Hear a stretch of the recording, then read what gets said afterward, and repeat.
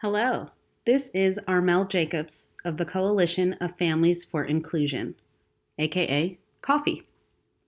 You're watching COFFI Klatch, where we discuss topics of inclusion and celebrate the people bringing more attention to these issues.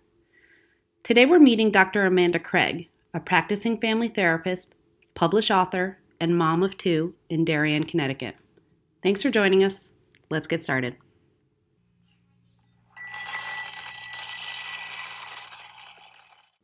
Dr. Amanda Craig, thank you so much for being my very, very first COFFI Klatch guest. Lucky me. Lucky me. No, truly. I when I sort of was first conceiving of this, I was thinking what I really want to do is sort of just get on a megaphone and tell people out there, outside of Fairfield County, outside of Darien, that there is so much awesome stuff going on here that people don't really know about, and wonderful people who care about inclusion and diversity and equity, and who are getting busy, making it happen. And I think that our reputation isn't necessarily one that would make that come to mind at the first instance. So I'm just like, the more we can do to show people and tell people all of the wonderful stuff that is going on because of inclusive-minded people like you, let's get it out there. And also, let's talk, right? I love this. I love what you're doing. And I do think this is so important. And I hope it gets out beyond our community, because there are a lot of like-minded folks out there that will really appreciate the messaging you're doing. We'll see. Within, without, whatever. I just hope that it resonates with people, because some of it is selfish. I'll admit it's not like always easy existing in a community like this when you're part of a mixed family. And I know that you also have a mixed family, and some of those challenges. But let's talk about you. Let's just jump right in. Tell us about you, where you're from. Do you have children? Let people know who you are. Okay, so born and raised in Minnesota. And I moved to New York City, and then to Darien when we had our first kid, he is 13 now. So probably 12 years ago, we moved to Connecticut, and we have our 13-year-old and we have our 6-year-old. We have two kids. And tell everybody what you do. So I am a licensed marriage and family therapist. I have a doctorate in family psychology. So what I often say is relationships are my clients. So my hope is when people come in, we can make relationships stronger or repair relationships that are disconnected. And so that could be with couples, or it could be with parent and children. To be able to work with families and get to know people on a deeper level every day is such an amazing opportunity. And I do just hope that, that I help people feel better and help people grow in their relationships, right? It's in the moments where we meet somebody, or we resonate with somebody, or we offend somebody. It's in that moment where either kindness or hurt occurs. Yeah. Right? We can be inclusive in that moment, or we can be exclusive. That brings to mind for me some instances where my family has definitely felt a little bit of, I don't want to call it the sting, but the discomfort, let's call it the discomfort of being different in a place where there's not a lot of differences. Yeah. So that is something I know that you and I have sort of talked about and connected on. But what's funny about it is that we come at it, it's really like a very similar thing that we arrive at from like very different starting points. So for the people who will eventually be watching this, I kind of hinted at it a second ago, but my family is a mixed family, which means that We are different races coming together. So my husband is white. He is half German and half Jewish. I am half Black and half Puerto Rican. And I'm from Connecticut. So like I knew the basic demographics of living here. Um, so before we even had kids, when we were looking at where we were going to get a house, I was like, well, I don't know. I'm a little bit worried, Scott, that like when we have kids, like they're going to be brown and they're going to like stick out like sore thumbs. And I'm not sure I want to like put that on them from the start when we can be in like a community that has a little more people of color. And he was like, yeah, no, I totally understand. But, you know, let's see how it is. We don't know how long we're going to stay anyway. And, you know, let's give it a shot. So the joke is that then my kids come out and that German side of his pretty potent genes, and they're white. They are pretty white. I mean, in the summertime, you can kind of see that they like the melanin gets activated and they like get a little bit brown. But, you know, I was so scared that like my kids won't fit in because they'll look different. And here they are with like dirty blonde hair and like blue and green eyes and white skin. And now I'm actually have the opposite challenge, which is reminding them that this is a part of their heritage too, and that they need to be proud of it despite it not being heavily represented where they live. But how do sort of those factors come into you and your life and your family life? Yeah, it's so interesting. So my husband and I are both white.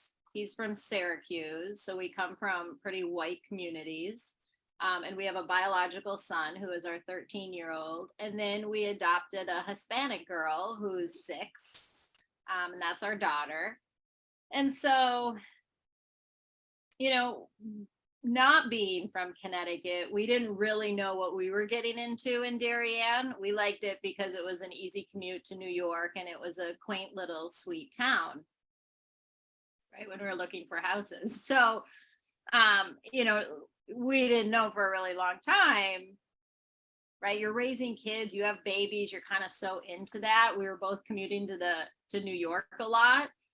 But it was amazing because having my daughter and seeing the world through her eyes, I saw how white we are. And, you know, at first I would say, oh my gosh, we need to have more diverse community for our daughter. And then it dawned on me one day, it's like, oh, we actually need diversity for our son too. And for different reasons, right? She needs to see people who look like her and that she can relate to. And he needs to know that the world doesn't all look like him. And he needs to engage and interact with people that are different and that bring different things to the table than he does. And so, you know, I really struggle with living in a community I love, but also really being protective of my kids, that we're offering them the kind of experience that they are exposed to different socioeconomic status, different people from different countries, different languages, and different skin color. Our daughter is brown, and she went through a phase where she would say she was Black. So she definitely stands out in a sea of white girls. You know, she has darker skin. And so we want to protect her and let her know there's a bigger world out there where there's a ton of kids that are brown, and that she's loved and that she's important and her story is important. That's wonderful. And I'm glad that you mentioned that she has come to you guys to talk about her skin color and how she has noticed that there's differences. I think that a common thing that people say when I get into discussions with them about skin color is, well, my kids, they don't really notice it yet. And they're so young, they're only 3, they're only 4, they're only 5. And this is not, it's not on their radar yet, and I don't want to destroy that. Like, I really believe all human beings like deserve respect, and I love that they don't see color, and I don't want to change that by having this discussion with them. um, it sounds like from your experience that maybe, at least your brown daughter saw color pretty spontaneously on her own. I know that the same is true for my kids because, I mean, they look at themselves and then they look at me and they can see that there is a difference there. They're just like, using their eyes. I mean, really, right? It's like they're not colorblind. We can pretend to whitewash it, but they absolutely, and I don't remember how old my daughter was the first time she asked. We've always been very open that she's adopted, and we've always had conversations about it since really before she was verbal. And so they've evolved over time and gotten deeper and more sophisticated. But I remember sitting in the rocking chair with her on my lap and her comparing our hands together and saying, we're different colors. Why are we different colors? Mm-hmm. Right. And, just having the frank discussion of, I've got German heritage, I've got Irish heritage. And so this is the way my skin color looks. And you have more Mexican or, she has some West African deep in her roots. And that's where your skin comes from. And then we talk about, Nate, tell it what it is again. You used the word earlier. Melanin. Yes, I always lose the word. And like that is an important part of what makes our skin color. And so we've talked about that and been really open about neither's better. All kids see it. Like, if you think your kid doesn't see it, you are missing an opportunity to show differences are important and they matter. And it's amazing when we can have those conversations. We teach our kids, make sure that everyone comes to the table, not just kids that look like you. Yeah. Well, it is true that first of all, there's lots of sort of studies showing that like kids, even kids who aren't really particularly verbal yet, like babies, also do sort of like classify people differently based on skin color and what they see. But just sort of anecdotally from my own life and my life here, I can tell you that like people will say like, oh, my kids don't notice this. And then they will walk away. And on the playground, their kid will be like, are you her mommy or her nanny? Right. And I'm like, oh, you're noticing a difference in our skin colors. I'm so glad that you noticed it. And like, it doesn't have to be like this like heart-stopping moment. I feel like a lot of the times as a parent, like when your kid says something like that, just it's like that moment at the grocery store, right? When like your kid is the one that's melting down and like something happens to the time-space continuum and like time stops and like everyone's looking at you. What are you gonna do, mom? What are you gonna say? Like that is also how I feel the time-space continuum responds to like topics of like race, or when people like pierce that, and kids do it so often naturally because they're so curious and so unfiltered. So it happens a lot, and generally when it happens, like I try to wait until the parents are like back in the vicinity, and then I will just like say the whole thing, because honestly, like it's more for their edification where I'm like, you're noticing a difference in our skin. That's so incredible. Yes, I'm her mother. Isn't it amazing that someone with her skin color came from me? Like, how unique and interesting is our world that you could have this many shades? And I try to put a positive thing on it. You know what I mean? And you put a positive spin on color and conversation and openness and curiosity, rather than shaming the kid. Don't talk about that. We can't talk about that. You shouldn't be bringing that up. And now we've just taught the kid, don't ever talk about color. Right? That's it. We really want to teach kids, and they naturally do it. Be curious. ask about the world. Right? I get, because I'm the white mom with the Hispanic daughter, when she's with her nannies, they think it's the mom. And when I'm with her, they don't quite know what to do with me. Right? I've heard, like if we're all together, they'll assume the nanny's the mom and start talking to the nanny about the kid rather than me. So yeah. I don't know if I've ever told you this actually, but one time I was in the school and somebody thought that she was my daughter. yes, exactly. So my son Our worlds collided. so my son on his baseball team, there's a brown boy, and the kid on the team's like, your sister this, that, and the other, and the kid's like, yeah, whatever. And then they're like, yeah, your sister's still doing that. And he goes, my sister's not. What do you mean my sister? And they go, that little brown girl over there. And they go, that's my sister, that's Owen's sister. And the kids are like, what? That is not my sister.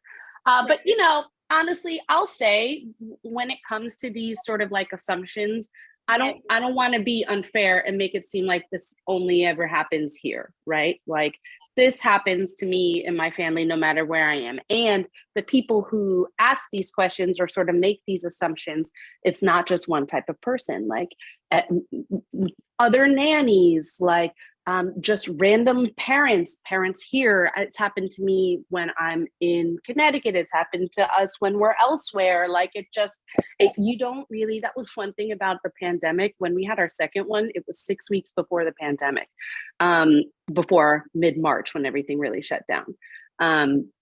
So in a weird, like upside down way, like it was such a relief not to have to take another baby out into the world for all the things you do with a baby. They come along with you everywhere, right? So like the fact that everyone was stuck inside, it really made me understand how much color impacts the way people see things on a daily basis. Because suddenly this whole thing that was happening to me in many places wherever I go, it stopped happening because I never went anywhere. Right. And it was like, I was like, wow, I didn't realize how much this was really happening until it stopped. And so that was one little silver lining of the pandemic. Like, wow, like so many different people. That is not like a Darien specific, rich person specific issue. Like it's just a fact of like living here in America and all over the world, really. Like people see color and color bias is real. Absolutely.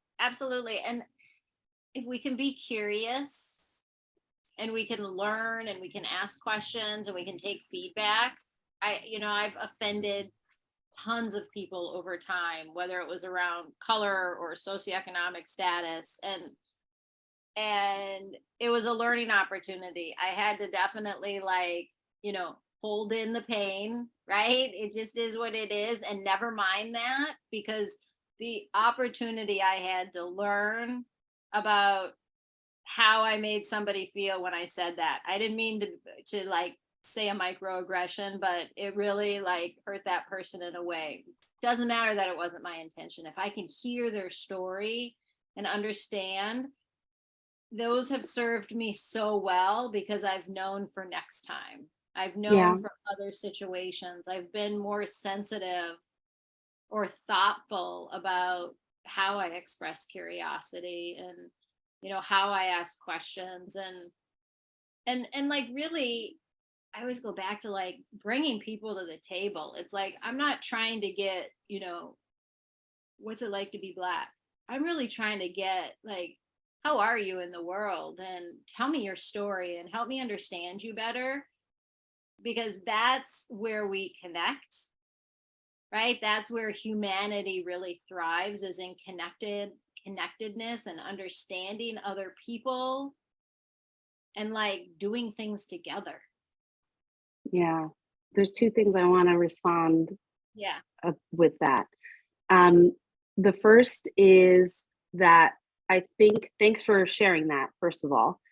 Second of all, it is such an important reminder to acknowledge that people are not perfect. People who make this a centerpiece of their daily life, people who are you can call them Mr. or Mrs. or a person who is just super DEI, like this is all I think about. Like those people also make mistakes. Every single person who comes to this table that we're talking about is an imperfect person, or you know what I'm saying? Like to some degree, I want this space, this sort of coffee space generally, to be one where people can sort of everybody acknowledge that none of us are going to get it absolutely right. Like, I'm not an expert. Like, I'm just a lady, a mixed lady living in this world trying to, like, you know, put out the idea that being different is okay. But that doesn't mean that every single thing I've ever said in my life is perfect, or that things that I will say in the future will not offend anybody. I think what is important is that you are always sort of endeavoring to get better with the understanding that no one's ever going to get to a place where you never make a mistake, right? Like sort of what we were talking about. The power is in the journey, right? Absolutely. Yep.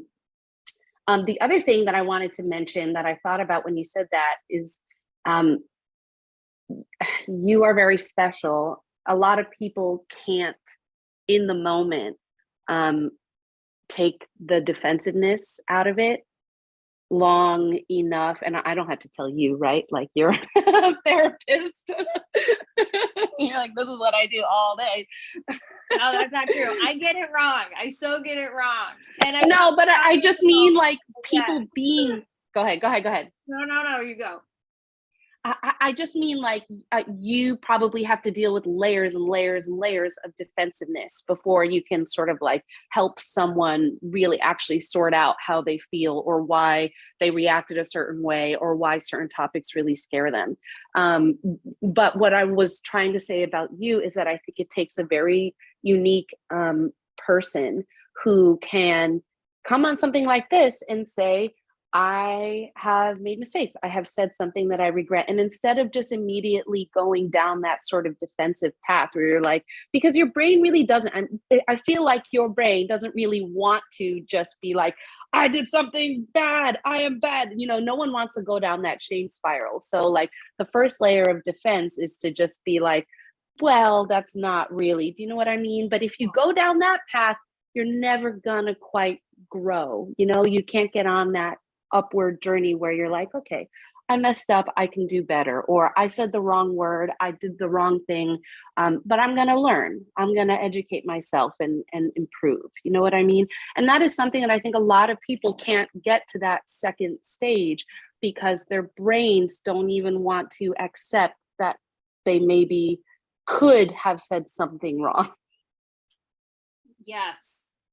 Right. And it is, it's so much easier as a white woman to go back to my house and pretend I did nothing wrong and other people just don't get it.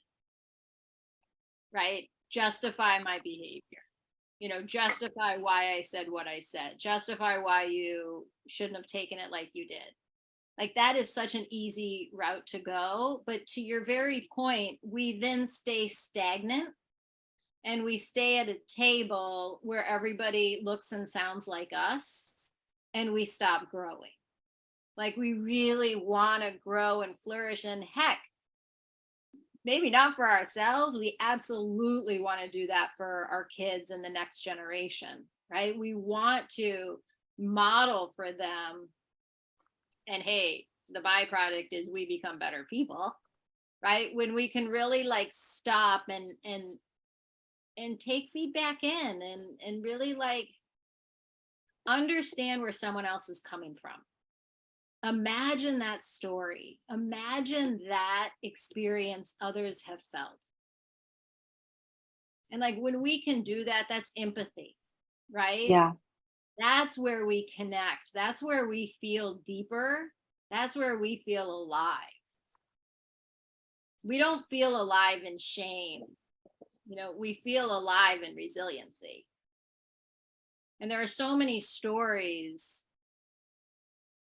that have resiliency in them that we will miss if we stay defensive or guarded or unwilling to hear somebody else's truth.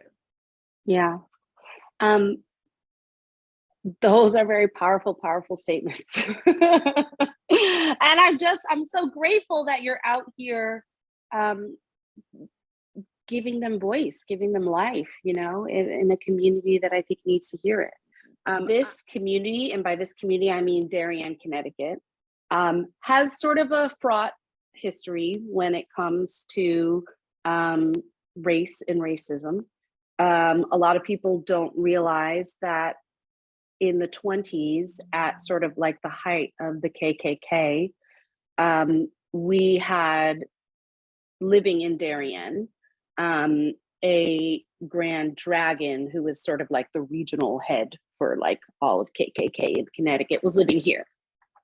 And I think that that had an effect on demographics such that this became what was known as a sundown town, which means that it's not safe for people of color or Jewish people to be here after sundown. So avoid Darien because there's mad KKK up in up in that thing in the 1920s. I want to say that living here now, I there have been lots of microaggressions. There have been lots of uncomfortable moments, and there are instances where I do feel a little bit scrutinized.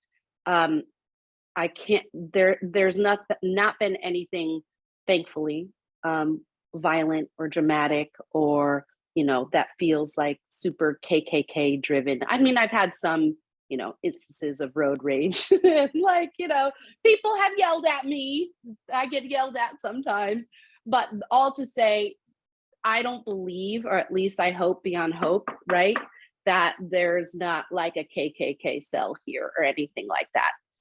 And I don't want to give the impression that this is a town full of racists.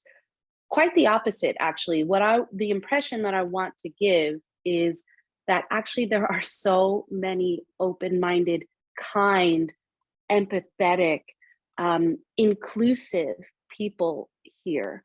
But nobody really hears about it. I would put it is after George Floyd, this is not just unique to Darien, Connecticut. After George Floyd's murder, all around the country, there was a call to have more diversity, equity, inclusion, and more learning, more people doing the work, et cetera. That I think reached lots of school boards as well. And a lot of people went saying, we need to have more of a emphasis on DEI in our school system. Point being, there was an emphasis on this for the first time in a long time. So when the school system started putting into place some of these things that they had provided for, one of them was a budget that would go toward a diversity, equity, inclusion audit. This provided for a money to go to a specialist to come in and perform this audit. That person was selected last year at some point, and his name was Ken Shelton. He's an African-American from California, and a lot of last year's focus was Ken Shelton and whether we should continue his contract and what he's doing. And there were a lot of people coming to BOE being like, you guys, the school board snuck this in. I don't want this. I don't want more DEI. I don't want any SEL. And then there were other people coming in with a different point of view saying we have to keep this. And it generated a lot of discussion. So very long introduction. I'm getting to the fact that you wrote a letter to the editor. And one thing that you said that really struck me is this part that I'm going to read, and because I think it really captures a lot of what we were just talking about. You said, when we turn away from opportunities to expose our children to people of different backgrounds or ways of living, we stunt their learning and deny them the opportunity to work beyond the reticence we all often feel when confronted with the unfamiliar. I think that really captures it. Can you talk a little bit about that reticence? Mm. Yeah. And, watching our community evolve in this way and bringing um, more platform to issues around DEI, you bring people out who are interested and fighting for this and curious about it. And then you also bring out the people that are against it, that haven't been out because they haven't had to fight anything or be against anything, but they've always been there. And what surprises me about that is not understanding the discomfort we're not in and how problematic that's going to be for our kids. In other words, if we don't feel discomfort, if we're not aware and putting ourselves in those positions and able to sit in that, how will our kids make tough decisions in college? How will our kids make tough decisions when they walk into a room of kids that don't look like them or talk like them or come from the same background as them? And so, and I don't know if this is getting at your question, but if we all get too nervous to have the conversation and stay in our corner and just be polite and be quiet and kind of, yeah, and then shield our kids from complicated topics or topics we don't know about or topics that we don't have the answer to because we're just too afraid, right? Not only, unfortunately, are we not learning, but our kids are really going to suffer. Here's the other thing I'll say about that, which I find fascinating, is if you're in a room of 8th graders and you're in a room of adults, let's say 40 something, odds are you're going to have a tougher time with these conversations with the 40 somethings, right? Because they have an agenda, they have a life experience, they've got a lot of things they've learned overtly and covertly.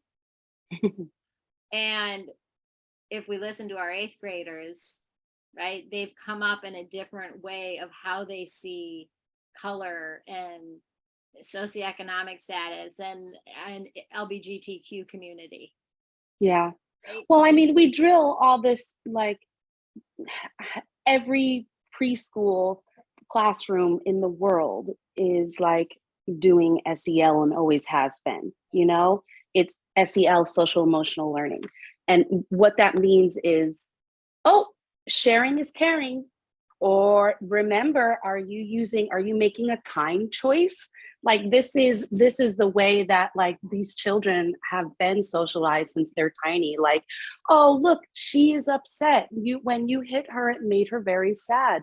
Can you please say you're sorry? Like these are the things that like I think to children, a lot of the time they're still listening to that message because it's been drilled into them on the daily since they were small. But it's funny that you mentioned that the adults, something gets lost, because that reminded me of this right here, which I wanted to ask you about. I'm not sure we've gotten to the part of the story where you're not only a mom, family therapist, but also a published author, which I find so deeply inspiring that you are somehow living like 3 different lives all at once and managing to smile and look amazing and keep a lid on all of it. So that is incredible. But what I'm thinking of with this thing is the title. Okay, read it for us. Tell us what it says.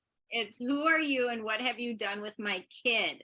Connect with your tween while they're still listening. While they're still listening. That I was so, just from the cover, right? That says a lot, right? Because when you say something like that, while they're still listening, what it really is telling you is that at some point, people stop listening. Yep. So what is that point? What do you think? Can you talk a little bit about why you sort of chose to key people toward that? Yeah. So, writing that book, which is a passion project, and I think more I sent a message than wrote a book. And the message is the tween years are a super important time because of what the brain is doing. It's going through a mass change and renovation. And if we can listen to our kids, help them identify their emotions and model emotional stability for them, if we can provide them both a family and a community that supports them and expose them to communities that are different, and we can keep them safe. So those are the 4 pillars I talk about in the book. Keep them safe and with boundaries that they can count on. We are teaching them confidence, we're teaching them resiliency, and we're teaching them to empathize. And it's that brain, where the brain is in development, that is kind of the master key for tweens and evolving them, setting them up for teen and adulthood. But I had a local dad who kind of graduated out of the tween years this last couple months, and he did the audiobook for it. And he's like, wow, this stuff is great. I'm using it with my kid, but I'm also using it with my wife, and it seems to be helpful. And Oh, the message of the book, I do talk about the tween brain and the neuroscience of it, but I also expand that message to humanity, right? When we listen to each other, when we understand what it must have felt like and get curious about that, when we invite people to sit with us and work that problem out or develop that thing with us, and we allow for safety so people know they can come to our table and they will be safe, we create a resilient community. We create kindness and care, right? We can do things in that space that will transcend America into being greater and better yeah. and take us to a place that's really more connected. Uh, One thing that is important about that, I think you're so right. And I think one thing that is important about that to remember is that it is two ways, right? Like that door, you can't always expect it to always only be open to you. Sometimes you have to also open the door to other people. And by that, I mean that whole sort of inviting someone to sit at your table, respecting their point of view. I feel like that is dying. That is dying in America. I agree. And it's a struggle because a lot of the stuff that we are talking about, the stuff that's given open air now, are like heavy things. It's moral stuff, you know. It's like, how much do you respect this person's right to exist? And it's difficult not to just like close the door to someone else's point of view. So I know that I myself am always on that journey, and I want to make sure that, you know, part of inclusion is just being open, right? Like I can't say that like I can disagree with someone, right? But the key is that I am still willing to listen. Yes. And I think that a lot of people here and all over the place are not willing to listen anymore. And listen, everybody is free to have their own boundaries, right? Like sometimes you don't want to listen to someone wax poetic about something that genuinely offends you, or that like is like opening up a wound, right? Like I'm not getting out here saying people should go out there and engage with people who actively want to hurt them, right? But I find that the snap judgment and the sort of like, I won't even talk to them. I won't look at them. If I see them at soccer, I know, like, you know what I'm saying? That is something that is also killing us, you It know? is. And we are supposed to. We are here with this innate desire to connect, right? It is written in our nervous system. When we are close and connected, we feel inside calmer, we have more energy, our vitals are better. And in contrast, when we are in conflict and disconnected and there's chaos, our system goes into danger mode.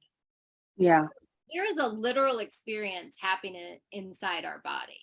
And so the more we refuse to talk to that woman at the soccer field, or the more we refuse to, play paddle with that guy, that conflict, that chaos is living inside our bodies. Yeah. And back to the top of the hour, every moment we make choices on if we are going to put out in the world kindness and care, or if we're going to put out a toxicity, a hate, a shame comment, right? What I call in session a dagger, right? If you dagger, it will hurt. It'll hurt. That's my computer. See, I have a task master on my computer that tells me when it's the hour. I'm glad it did, because we probably have to start wrapping up anyway. But maybe there's a part 2 to this, because I want to get in a little bit to that toxicity and how some people it's invigorating for them too. There's a power there as well that kind of like people feed off of. But maybe that's a thing for another time. There's one more thing I want to ask you about. Yes. And that is the tween pop-ups. Oh, yes. That you have done. When did that start? I'm thinking of one in particular that was wonderfully incredible and inclusive and really seemed to get the attention of the town, which was last year. You did one that, or a series, I should say, that tried to expose tweens of our town to different types of cuisines and foods from various ethnic backgrounds. I heard it was pretty popular. So we've been doing, I've been doing these tween pop-ups, so 9 to 12-year-olds, and we go to different locations in town and do something around social emotional development in a fun way. And the idea being, I'm going to teach you a little something, kids. And I also want to expose you to part of your community that's got your back and is there when you need support. And so we've been to our YMCA, we've been to our nature center, and we've learned about using our 5 senses, walking through nature and what that feels like. And then the other one that you're referring to, we did in 2021. And that was, we went to 3 local restaurants. One was Japanese, one was Thai, and one was kind of Latin American. And in each location, we had somebody do a little mini teaching about the culture. We listened to music, we did an art project, and we got to taste different food. And again, this is an exposure. Like, we go to restaurants and oh, I'm just going for this food tonight, versus this is what this food represents. This is what the kids were learning chopsticks. It's like, there are cultures that eat with chopsticks. That is their fork. They look at chopsticks like I look at a fork. Like, expand your mind to understand what that must mean. Yeah. So those were a great way to kind of expand their mind in a cultural way. I think that is very important. And I also separately think it is very important to talk about how successful that they were, and how there really is, I think, an appetite here, more than people would think, to be exposed to more, to engage in that process that you were talking about, which is like expanding the things that you are offering to your brain. You know what I mean? I love it. Yes. Well, I don't want to keep you too much longer, but I want to thank you for one thing. You put on your Instagram, which is Amanda Craig PhD, right? At Amanda Craig PhD. Something that really made my day when I saw it, which was your 6-year-old um, you took her to the hairdresser. And what did she get? She got box braids. Box braids. And the smile, the look on her face in that picture, I just wanted to thank you for sharing it. And thank you for taking her to a stylist of color. Who was the stylist? Yes, she's wonderful. Beauty by Biera, and it's Berea. She's amazing. And again, talk about a place where I'm so lucky I can ask questions, and maybe bad questions or dumb questions. And she will just like sit in it with me and be so patient and teach me, and, be a woman of color that my daughter can sit with and like know. And I'm just so thankful for her. And she taught us about box braids, and she taught us about beads. And my daughter did. She left glowing, just beaming with these braids. And she's got, a couple next hairstyles she wants. And it's really exciting because I'm learning, her hair is not, and what resonates is not going to be what resonates for me and my hair. And I want to get into it and understand it so fully so that I can champion her as she grows and as she like becomes, more and more into her woman. I want her to feel that resonates for her, not what I think it should be, or give her a limited view of what womanhood is. So thank you for mentioning that. I think you're doing an excellent job. I think you are just like a phenom of a mom and a person and a doctor and a contributor to our community. So thank you truly for everything that you're doing. All right, we'll catch up soon. Okay, great talking to you. Great talking to you, always. Always. Bye.